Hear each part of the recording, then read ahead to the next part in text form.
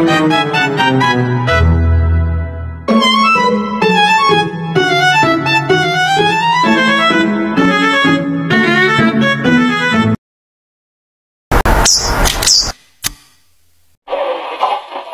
Jungle.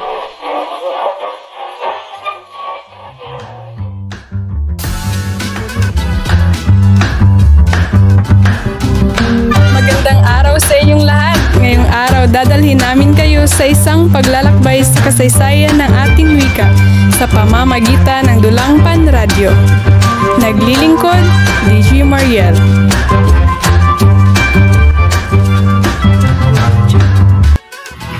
Mga anino ng wika, mga tauhan.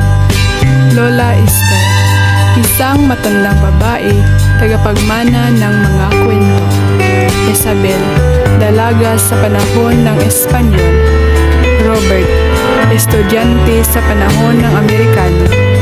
Aiko, guro sa panahon ng Hapon. Narrator, tagapagsalaysay. Sa isang munting baryo sa Misamis Oriental, kung saan ang mga burol ay luntian at ang dagat ay bughaw, naninirahan si Lola Esther, isang tagapag-ingat ng mga lumang kwento. Mga apo, halip na tinig sa mga tinig ng ating wika. Ito'y mga tinig na naglakbay sa iba't ibang panahon ng ating kasaysayan. Sa panahon ng Espanyol. Lola, bakit kailangan namin magsalita ng Kastila? Hindi ba nila naiintindihan ng ating mga salita? Isabel, anak, kailangan natin matuto upang maintindihan natin sila. Ngunit, huwag kalimutan ang ating sariling wika. Ito ang kaluluwa natin.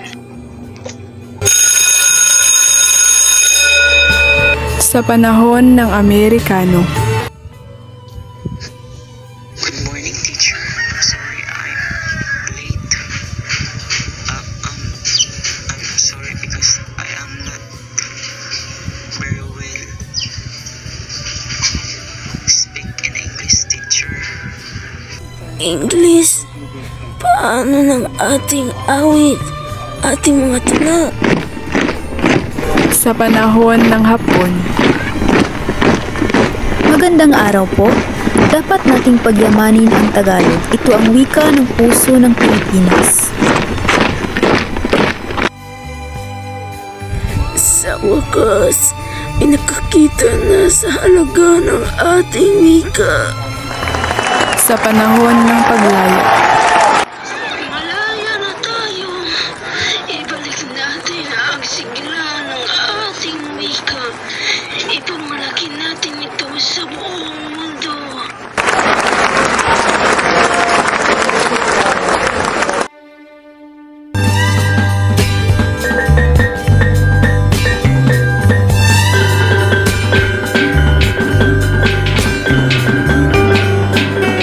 Ang wika ay hindi lamang mga salita.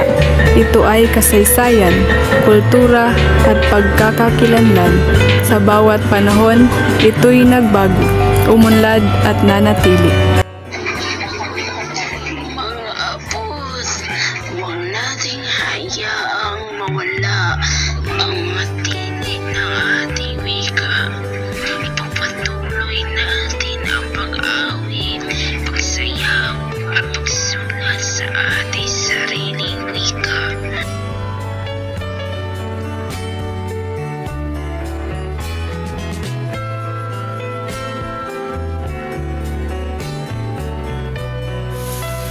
Bilang pagtatapos, ang kolonyalismo ay nag-iwan ng malalim na bakas sa mga wika ng mga bansang nasakop. Hindi lamang ito nagdulot ng pagbabago sa mga katutubong wika, kundi nagbungsod din ng pagkawala ng mga ito at pag-usbong ng mga bagong wika. Ang mga epektong ito ay hindi lamang limitado sa larangan ng lingwistika, kundi sumasaklaw rin sa kultura at lipunan. Mahalaga na pag-aralan at unawain ang mga epektong ito upang pangalagaan at ipagpatuloy ang pagpapahalaga ng ating mga wika bilang bahagi ng ating pagkakakilanlan at kultura.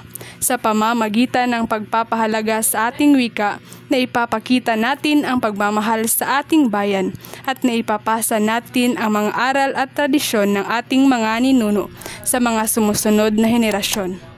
Maraming salamat po. Naglilingkod, DJ Mariel.